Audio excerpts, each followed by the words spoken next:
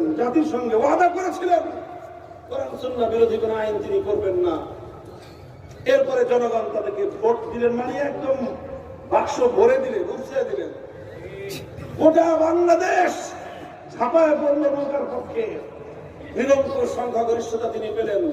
পশ্চিম পাকিস্তানিরা ক্ষমতা দিল না তাকে, না দিয়ে 25শে মার্চ 71-এর ভয়াল কালরাতে আমাদের দেশের উপর হামলে পড়লো। 26শে মার্চ স্বাধীনতার যুদ্ধ ঘোষণা হলো। 9 মাসের রক্তক্ষয়ী মুক্তিযুদ্ধের পর 1971-এর 16ই ডিসেম্বর বাংলাদেশ স্বাধীন হলো। আর এই পূর্ণ সময়টা শেখ মুজিবুর রহমান সাহেব পশ্চিম পাকিস্তানের জেলখানায় বন্দিত্ব থাকলেন, আপ্যায়িত হইলেন। এরপরে 71-এর স্বাধীনতা অর্জিত হওয়ার পর তিনি পশ্চিম পাকিস্তান থেকে মুক্ত হলেন। মুক্ত হয়ে লন্ডনে গেলেন। ভারতের প্রধানমন্ত্রী শ্রীমতী ইন্দিরা গান্ধীর সঙ্গে একান্তে কথোপকথন হলো, আলাপ আলোচনা হলো। দেশে ফিরবার সময় শ্রীমতী ইন্দিরা গান্ধী তৎকালীন ভারতের প্রধানমন্ত্রী শেখ মুজিবুর রহমান সাহেবের মুজিব কোটের পকেটের মধ্যে একটা চিরকুট ধরায় দিলেন। এই পকেট মানে হলো প্রতিটি কথা বলতেছি, পকেটেই ঢুকেছিল কোনো জরুরি না, মানে ওনাকে একটা ছোট্ট চিরকুট ধরায় দিলেন।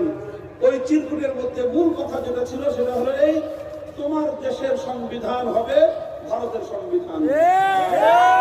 অর্থাৎ ভারতের সংবিধানের যে মূলনীতিগুলো, যাদেরকে আমরা 1947 সালে ত্যাগ করেছিলাম, তালাক দিয়েছিলাম, সেই ভারত 1947 সালে আমাদের কাছে পরাস্ত হওয়ার পর 71 সালের যুদ্ধের পর তারা আবার সেই কালনাগিনীর মতো আমাদেরকে ছোবল মারার জন্য তারা তাদের রাষ্ট্রের সংবিধানের মূল 4 নীতি, জাতীয়তাবাদ, ধর্মনিরপেক্ষতাবাদ, গণতন্ত্র, সমাজতন্ত্রের মূল নীতিগুলোকে বাংলাদেশের রাষ্ট্রের সংবিধানের মূলনীতি বানানোর জন্য শেখ মুজিবকে কানে কানে ফুসলিয়ে দিলেন।